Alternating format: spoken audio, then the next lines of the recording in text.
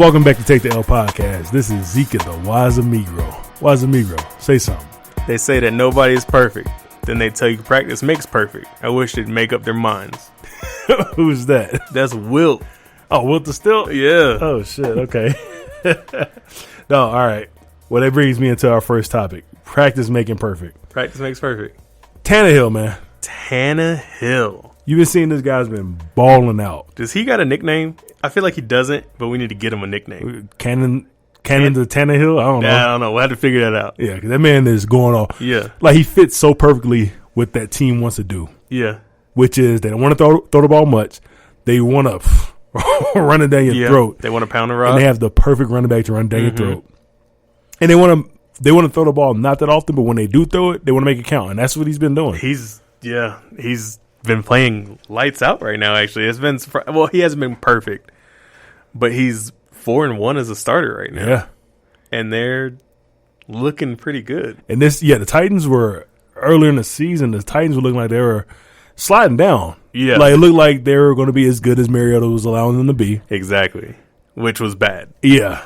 And now Mariota's like, oh, I'm never getting my job back. Oh, yeah, that shit. He was probably hoping that, Tannehill's going to come here, fuck this up. Yeah. And then I'll be back in the spot. That ain't going to happen. Yeah, he's not about to get like Andy Dalton, which we've just found out about 2 hours ago, that Andy Dalton is getting his spot back. Yeah. Because Finley couldn't capitalize. They don't want to lose all 16 of the games, apparently. They're not tanking. Yeah, which is wild to me. Like, hey, we only got 6 games left. We need to finish this off with a bang so we won't get the best pick. We want to win 6 games. We want to win out all 6. That's stupid. Yeah, that's wild. So stupid to me. But yeah, I think Tannehill might be rejuvenating his career almost. Oh, absolutely. He might be. I mean, he's only 31. Yeah, I mean, at the rate the quarterbacks are playing right now, that's another solid 6 more years. Yeah, he's got a chance to make something of himself, and it looks like they're probably. I would assume they're going to give him money in the offseason. Yeah, they're going to be like, you know what? Hey, you figured it the fuck out. They're not going to like break the bank on fucking Tannehill, but they're going to give him a 3-year deal, I would assume. Yeah. If they get him 3 year, they can get him right around. Cause I don't know what a low quarterback goes for nowadays, but I know it's like low 20s. Like it's still up there. Yeah. But if they can get him for like 18, 20 mil. All you got to do is get him to the playoffs. Shoot. And with that defense and with that running game, that's the type of team that can win. That can get 2 or 3 wins in the playoffs. Exactly. I ain't saying Super Bowl, no, but they can definitely be that team that shocks people. Oh, for sure. Yeah, definitely. And that's what they're doing right now. Yeah, I'm with it. Yeah, so good on Tennessee right now, man. On the exact opposite spectrum, a guy that does not seem like he's capitalizing on the moment that he is given is Dwayne Haskins, man. This fucking schmuck. They said he showed up at 10:48, which is the latest they've seen a starting quarterback. He shows up 2 hours before the game. Mind you, when you're watching football, like guys are on the field, like warming up. Yeah. They're like, hour and a half, 2 hours before the game. They're going through their plays. They're doing all types of stuff. You're already dressed and taped up and all that shit 2 hours before the game. You're doing the Dak dance with your hips. Yeah. Like he's coming in. That means you're assuming that most guys get there probably what 3-4 hours before the game starts. Yeah, maybe even more. Even more. The guy that first reported it says that he gets there at 7, and usually the players are there when he's there. Okay, so we're talking 6 hours before the game. People get there early to start prepping, getting their mind right, all that stuff. Dwayne is just like, oh shit, my show's over. Time to go to that game. I think he's sitting up watching the Fox countdown for the game. He's like, oh shit, the Redskins are playing. Oh shit, that's me. I play for the Redskins. Like, how much of a fucking like. How are you not paying attention to the opportunity that you have? Right. You've been given the team. Yes. The team is now yours. The fans have been begging for you. Yep. First off, you're not playing good football. Not at all. He had a 15.6 passer rating in this game. Threw for like under 150 yards. Yeah. No touchdowns, 1 pick. Yeah. Under 50% passing. Yeah. And then you're like, you know what? I won the game. Let me go chill with the fans a little bit. The fans get hyped when they get to be with the quarterback. I'm gonna take a selfie with him. And he does this before the game is over. Like there's still time on the clock. The coach is probably looking around like, okay, victory formation, and then he's like, where the fuck is my quarterback at? Yeah. And his quarterback is over here taking selfies with a grown ass man. Yes. Literally standing in front of the stands, shaking hands. Dude, when I first saw that, because I didn't know what was going on. Like I was watching a different game, and they put me into that game. So I haven't been watching the Redskins at all. Yeah.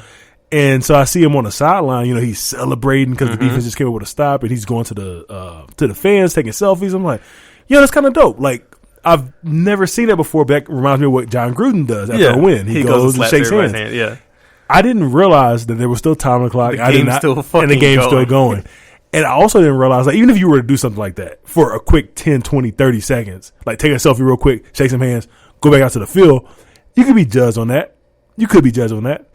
But at least you make it back to the field. Yeah. He didn't make it back to the field. What were you doing that it took, because there were 40 seconds between plays? Yeah. How long does a selfie take? Quick. You run over there, yeah, boom, click, I go back. Yeah. How do you miss the fucking... Like, sure you want to celebrate, but the selfie shouldn't be the highlight of your win. It should be victory formation. Like, you get your first victory formation in the NFL. That should be a big deal. And he's like, fuck that.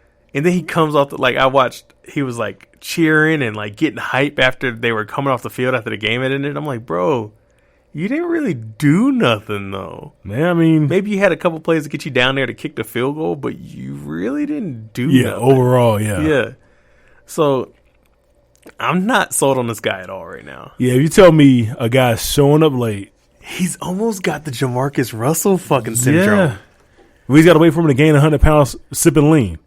But right now, if you're telling me a guy, not to practice, but to a game, so ain't no telling what he's doing to quarterback meetings, to whatever, like to a game where everybody's watching you, you're showing up possibly 4 hours late. Yeah. Possibly 4 hours late. Well, let's say it's an hour late.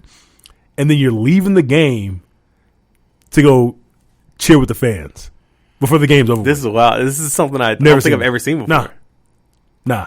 Because usually when guys make really bad decisions off the field, those usually stay hidden for a little bit. And then you find out a couple years later, like Antonio Brown, you never heard nothing bad about him. Yeah.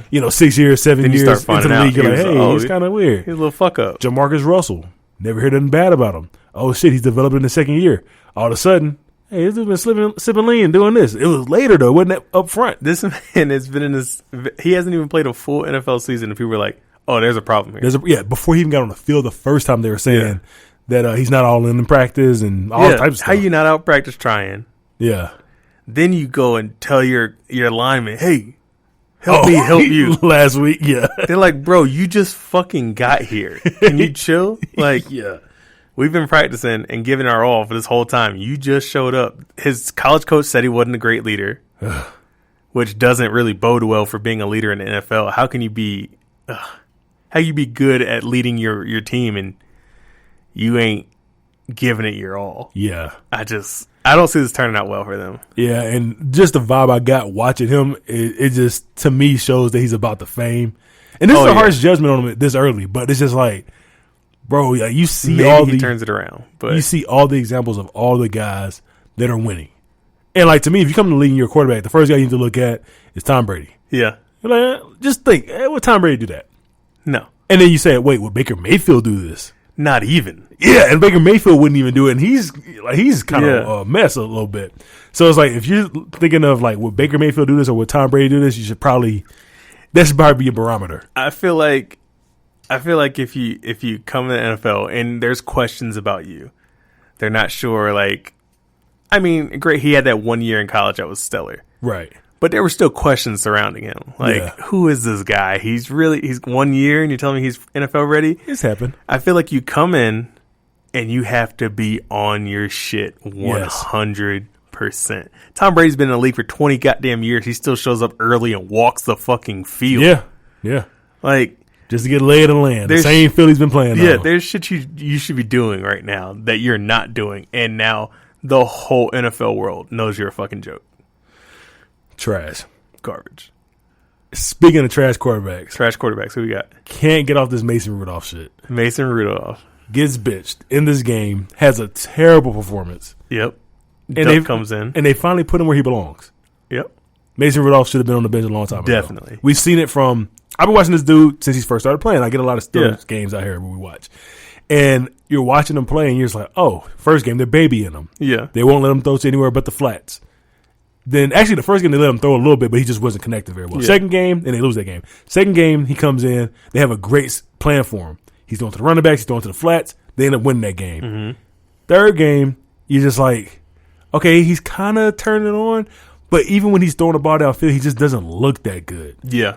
And then it's like this drama with the guy that hit him in a helmet. I'm about to call him Mason Rudolph. Yeah. Myles Garrett hitting him in the head with the helmet, and just how bad it looks on camera, like him going after him, stuff like that, and then not fessing up to any type of blame, and then just on top of that, just not being a good quarterback. This dude should have been on the bench last 100%, yeah. Last week. He should have been pulled a long time ago. Yeah. And Duck came in and, it's not like Duck played fucking lights out. No, but he came in and immediately threw a touchdown. Yeah. They won the game because they put Duck in. Yeah. So, congrats. You didn't lose to the fucking Bengals. Yes. Because you put Duck in. Right. So, good job on Tomlin finally seeing it, I guess, 5-6 games down the road, wherever the fuck he saw it. Yeah. It's funny, too, because he just cost 2 people their jobs. Who's that? So he got himself benched because he couldn't beat the Bengals. 100%. Then he gets Finley benched for not beating the Steelers. This is true. So it's just like they were like, bro, Mason's not good. Just beat him. Yeah. And Finley was like, bro, I can't. I don't think you understand. I fucking can't. So they were like, you know what? We're not really tanking like everybody thinks we are. We're gonna put Andy back in. If I was Andy Dalton, I'd be like, you guys can go fuck yourself. There's not a chance. Obviously he's going to be like, okay, I'm going to go out there and try to win. Yeah. But I'd be like, I want you guys to be like, be on your knees, like, oh, please come back. You better give me something. Like, fuck that.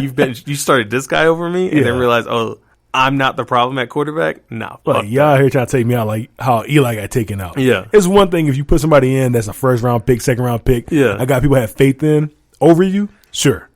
But just some random somebody. Random guy. Nobody even fucking heard of. Yeah. No. Yeah. Nah, that's so disrespectful. So right now, it's on Andy Dalton to try to prove himself because he's not going to be a Bengal next year. No, definitely not. So it's on him. It's on himself right now to try to rack up a couple wins. Try to prove he's a good leader. Prove that he's a downfield thrower. Did they rule out AJ Green from coming back? Period. This season, AJ Green has just been not ready. Basically, his status goes from like questionable to doubtful to out every week. Yeah, I'm like, why are they even playing this game? AJ Green doesn't want to play for the fucking Bengals. He doesn't want to. If I'm the Red Rifle, I'm going to AJ and be like, bro, let's do it right now. Let's do it. Because if I could throw, we got 6 games left. If I could throw 10 touchdowns, if I could average 250 yards a game, I could be on the team next year. But you got to help me. I mean, what they really be doing, they both need to talk to each other because at this point, AJ Green's not helping his money. Yeah. I mean, because when it's all said and done, if he doesn't play, they're going to be like, bro, you just came off a season-long fucking injury. Like, what is going on? The only person that worked for was Jalen Ramsey because everybody knew he wasn't hurt. Yeah. Nobody knows what the fuck going on with AJ Green because he was like, oh, I can play. Then they're like, oh, he aggravated it. And is this a contract year for him? I'm not even sure. I believe it is. Oh, okay. So Dalton needs to go to AJ Green and be like, look, bro, if we ball out, we both get paid this offseason. There you go. You're going to get paid. I'm going to get paid. And we can go our separate ways. You can go ball out, get your numbers up. I'll go ball out, whatever. But I'm going to throw the ball to only fucking you, and we're going to ball out. That's what you should be doing, man. Yeah. They didn't figure that out. AJ Green, I mean, you're not like the greatest likable guy in the NFL. You might want to get your fucking numbers up. I mean, who the fuck is AJ Green? He's like, what are you saying? I mean, he's a great player, yes. But when you're like, yo, who's a dope receiver? You're not like, you know who I really like, man? AJ Green. Nobody's ever fucking said that. I think from outside of injury, I think AJ Green for the past how many years he's been stellar receiver. Yeah, I think he's probably been he's not a showman. No, he's he's shit that hurts. Okay, yeah, he's not a showman, and he's not playing in a place where people care. Exactly. That's the thing about them; they made the playoffs. Yeah, but it's Cincinnati. Yeah, but it's Cincinnati. Cincinnati and AJ Green doesn't have emotion. But you gotta realize though, NFL exec ain't caring about that showmanship. So next year, I mean, I don't know what happens with the Patriots with Tom Brady, but like that seems like a Patriot move to me. That seemed perfect, actually. Yeah, you sign him on a maybe 1-2 year deal. Yeah, get him a 2-year deal that you only know you're going to play him for 1. Yeah, because if they don't move off of Tom Brady this year, they're moving off him, the year after. So you say, yo, 1 more year. Tom Brady, we're sorry for what we did to you this season. Yeah. We went so hard on the defense, we didn't get you shit for offense. We'll go get your receiver. Here's our present back to you. You got AJ. And then AJ's like, fuck, I get to win a Super Bowl probably. And AJ's like, yo, I can come out here and get 1,800 yards. Yeah. I've been making a borderline Hall of Fame career